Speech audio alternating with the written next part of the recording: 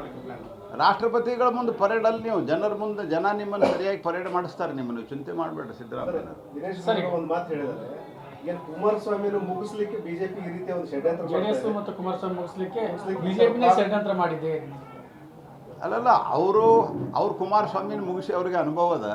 ಮುಖ್ಯಮಂತ್ರಿ ಮಾಡಿ ಸಿದ್ದರಾಮಯ್ಯರು, D K Shivakumar ಎಲ್ಲ ಸೇರಿ MLAಗಳನ್ನು ರಾಜೀನಾಮೆ ಕೊಡಿಸಿ ಅವ್ರನ್ನ ತೆಗೆದುಹಾಕಿಸಿದ್ದು ಅವ್ರಿಗೆ ಅನುಭವ ಅದ.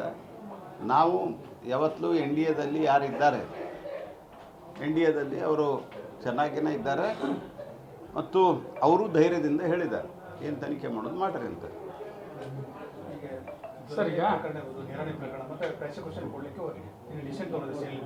ನೋಡ್ರಿ, ಅದರಲ್ಲಿ ರಾಜ್ಯಪಾಲರು ಏನು ತೀರ್ಮಾನ ತೆಗೆದುಕೊಳ್ತಾರೆ. ಮತ್ತು ಆಲ್ರೆಡಿ ಕೋರ್ಟ್ ಮುಂದೆ ಇವ್ರು ಹೇಳಿದ್ದಾರೆ, ಯಾವುದು ಸನ್ಮಾನ್ಯ ಅಡಿಷನಲ್ ಸಾಲಿಸಿಟರ್ ಜನರಲ್ ಅವರು ರಾಜ್ಯಪಾಲರ ಪರವಾಗಿ ಹಾಜರಾಗಿ ಹೇಳಿದ್ದಾರೆ, ರಾಜ್ಯಪಾಲರ ಮುಂದೆ ಯಾವುದೇ ಪೆಂಡಿಂಗ್ ಇಲ್ಲ ಅಂತ. ಅಷ್ಟು ವರ್ಷಗಳ ಕಾಲ ಈಗ ಅವರು ಎನ್ಕ್ವೈರಿಗೆ ವಾಪಸ್ ಪ್ರಶ್ನೆಗಳನ್ನು ಕೇಳಿದ್ದು ಈಗ ತಕ್ಷಣ ಕೊಡ್ತಾ ಇದ್ದಾರೆ. ಅರ್ಥ ಏನು? ನೀವೇನು ಮಾಡಿದ್ರಿ ಇಷ್ಟು ದಿವಸ? 8ರಿಂದ 14ನೇ ಇಸ್ವಿ ನಮ್ಮ ಸರ್ಕಾರ ಬರೋ ತನಕ ನಿಮ್ಮ ಸರ್ಕಾರ ನೇಮಿಸಿದ ರಾಜ್ಯಪಾಲರು ಇದ್ದಾರಲ್ಲ, ಯಾಕೆ ಮಾಡಿಸ್ಲಿಲ್ಲ?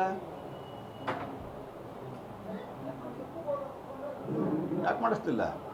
14ರ ನನಗೆ ನೆನಪಿರುವ ಮಟ್ಟಿಗೆ 14ರ ಜುಲೈ ಆಗಸ್ಟ್ ಸೆಪ್ಟೆಂಬರ್ದಲ್ಲಿ ವಜೂಭಾಯಿ ವಾಲಾ ಅವರು ಬಂದರು. ಅದಕ್ಕಿಂತ ಮೊದಲು ನಿಮ್ಮವರು ಆಯ್ತಾರೆ, ಯಾಕೆ ಮಾಡಿಸ್ಲಿಲ್ಲ?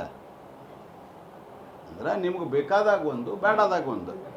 ನಿಮ್ದೀಗ ಹೊರಗೆ ಬಂತು, ಕುಮಾರಸ್ವಾಮಿ ನಿಮ್ಮ ವಿರುದ್ಧ ಭಾಷಣ ಮಾಡಿದ, ಅವರು ಕುಮಾರಸ್ವಾಮಿಗಳು ನಿಮ್ಮ ವಿರುದ್ಧ ಧ್ವನಿ ಎತ್ತಿದ್ರು, ಅದಕ್ಕೆ ನಾವು ಅವರನ್ನು ನೋಡ್ಕೊಳ್ತೀವಿ. ಇದು ನಿಮ್ಮ ಥಿಯರಿ ಇದೆ.